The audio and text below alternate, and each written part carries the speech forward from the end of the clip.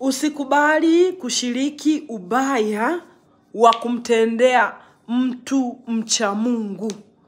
Unaposhiriki kufanya ubaya, kumuumiza mtu mwenye haki, kuna madhara utayapata. Iwe kwa kupenda au kwa kutokupenda. Iwe sio wewe.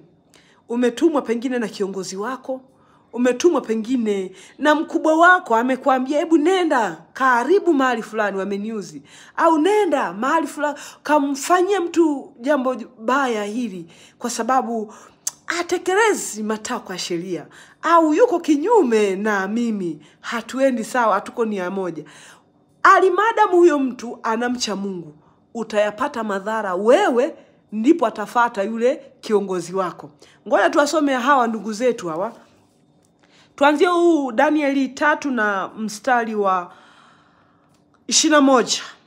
Basi watu hao wakafungwa hali wamevaa suruali zao na kanzu zao na joo zao na mavazi yao mengine, wakatupwa katikati ya tanuru iliyokuwa ikiwaka moto. Basi kwa sababu amri ya mfalme ilikuwa ni kali na ile tanuru ilikuwa ina moto sana, mwako wa ule moto ukawaua wale watu waliowashika Shadraka, Meshaki na Abednego, waliotumwa askari kuwatupa kwenye tanuru la moto kumshika Shadraka, Meshaki na Abednego.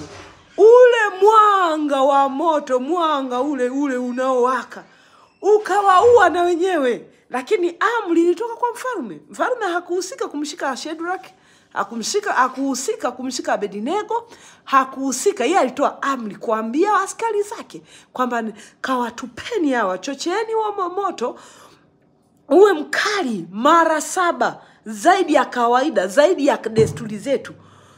Wale askari hawakupona kwa sababu eti wao sio wao waliotoa amri. Alimadamu umetumwa na mtu yoyote, na kiongozi wako wa aina yoyote, awe ni rais, awe ni waziri, kama amekutuma kutekeleza jambo baya, jua uko wakati madhara utayapata wewe kabla ya yeye.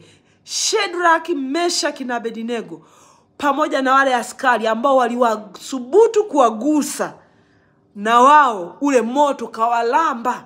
Lakini cha ajabu, Shadraka na Meshaki wao wakabaki huru, wakapona. Sasa usikubali kushiriki ubaya hata ukitumwa na bosi wako. Acha kuumiza watu, acha kuonea watu kwa kutumwa na kiongozi wako. Hiyo uwe makini sana.